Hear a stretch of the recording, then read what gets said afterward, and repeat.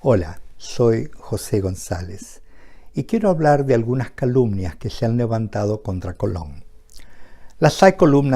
calumnias antiguas que hace muchos años críticas que se han hecho contra Colón, a mi juicio sin suficiente fundamento, y hay otras muy recientes que tienen que ver con el diálogo de hablar políticamente correctamente,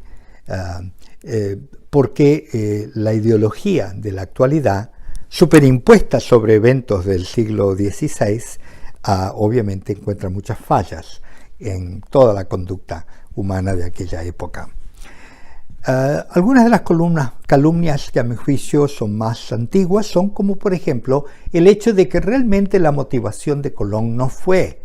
el descubrir nuevas tierras, ni traer el Evangelio a nuestras tierras, sino que fue, ante todo, el lucro. Es interesante que hay documentación, por ejemplo, en los diarios de navegación que se conservan, en los cuales Colón menciona mucho el oro y la búsqueda del oro y la probabilidad de que se encuentre oro. Pero eso no ocurre en su primer diario de navegación, sino que ocurre en los posteriores. Por lo cual, los historiadores más justos, a mi juicio, interpretan de que la razón por la cual él enfatizó tanto la búsqueda de oro y riquezas fue porque costó tanto la primera expedición y no trajo resultados económicos de valor significativo, que tuvo que básicamente convertirse en un vendedor de la idea para que le pudieran financiar 3 expediciones más, porque como sabemos hizo 4 viajes. En cambio, su deseo de evangelizar a los pueblos que encontrase y a los que de hecho encontró, y de traer gloria y hazañas a España, se multiplica por docenas y docenas de veces las menciones que hace de esto en todos sus escritos anteriores al descubrimiento y posteriores a él también,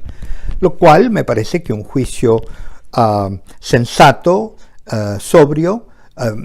reconocería que realmente esos eran sus motivaciones. Además, en cuanto al lucro personal, Colón negoció con los reyes un contrato muy favorable, donde el 8% de todas las ganancias que se sacaran de su viaje, o sea, de lo que luego descubrieron que sería el Nuevo Mundo, le corresponderían a él y a su familia. Pero, al mismo tiempo, él también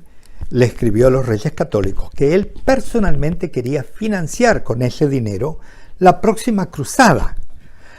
para reconquistar Jerusalén, porque los cristianos de su época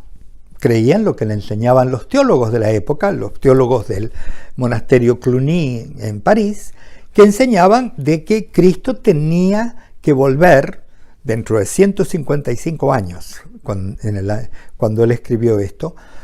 y que Jerusalén tenía que estar en manos de cristianos para que Cristo pudiera volver y reinar desde Jerusalén sobre toda la tierra. Entonces, si Colón ambicionaba mucho lucro de la empresa que emprendió, en la cual describió el Nuevo Mundo, estaba dispuesto y empeñado, porque lo repitió, a los reyes católicos, un compromiso muy serio, a invertir sus ganancias en una tarea noble y santa, a la cual él se refirió en varios escritos. La evangelización de los pueblos y la reconquista de Jerusalén como sus motivaciones principales, que son motivaciones religiosas, de instintos obviamente cristianos. Otra calumnia que se ha levantado contra Colón es de que él era un hombre muy ignorante. De hecho, algunas veces él mismo se llama un marinero ignorante, porque hablaba mal el español, él era italiano.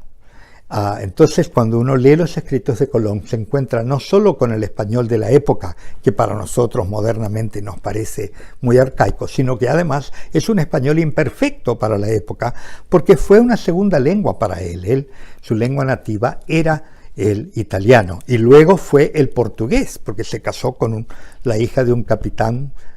de marina portuguesa. Y Colón tenía una inmensa biblioteca. La biblioteca colombina,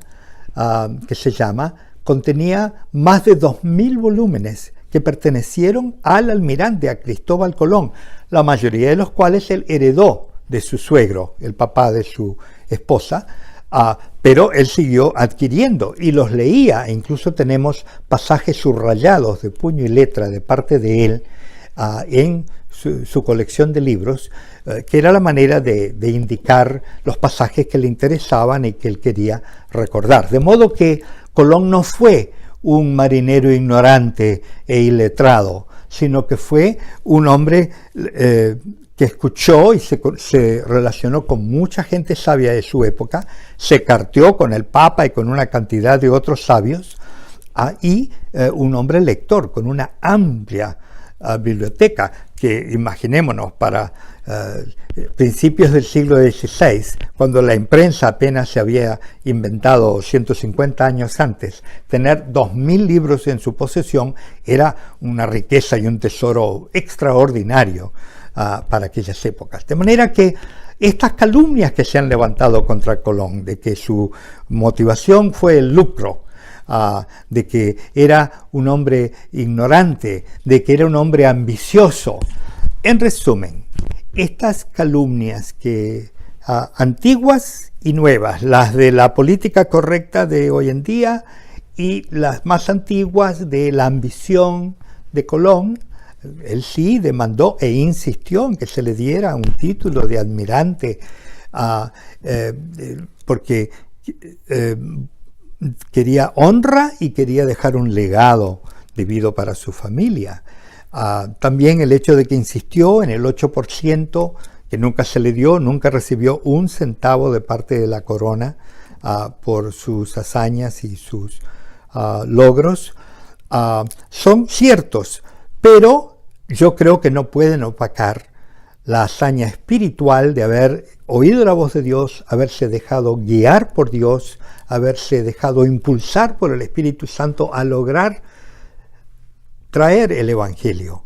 a costas que, aunque él no lo sabía en aquel tiempo, nunca habían sido tocadas por la palabra de Dios en el nuevo continente, lo que los españoles llamaron el Nuevo Mundo, y por tanto no creo que le podemos robar esos honores por el hecho de que él haya insistido en recibir títulos de honor y haber recibido un pago que él quería invertir en el Evangelio él mismo.